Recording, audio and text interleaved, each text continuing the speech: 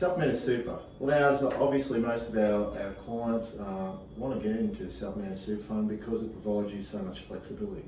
Flexibility to invest your money where you'd like to invest it. Self-managed super funds, they're allowed to purchase property, residential property, commercial property. Self-managed super funds are also allowed to purchase shares in the name of the self-managed super fund or any other managed fund investments, as long as it's in the best interests of the self-managed super fund and its members. Acquire a property through finance under what's called a limited recourse borrowing arrangement. A limited recourse borrowing arrangement requires that the super fund acquires a property through a finance arrangement through a very specific structure.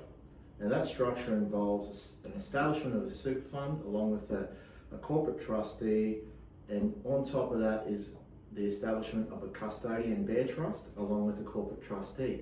Now the legislation provides that whilst the loan is underway with the self-managed super fund, the holder of that loan facility must be the custodian trust. That way the legislation under the SIS Act is met and the super fund can acquire said property. So financing for an SMSF loan, the process itself is a bit different to your standard residential loan.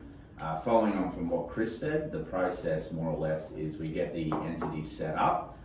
Once the entities are set up, we initiate what's called rollovers, where we're rolling over your existing super fund into a CMA account, which is a cash management account.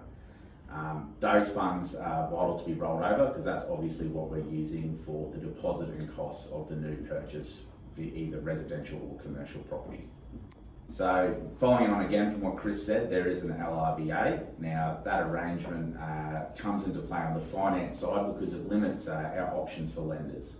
So being that they have a limited recourse, generally speaking on my panel, I only have 3 lenders who will do an SMSF loan, so it's even more important to have the right team and the right advisors so we can point you in that direction. Limited recourse means that the only asset that the bank can take as security is the asset that's being acquired for the super fund.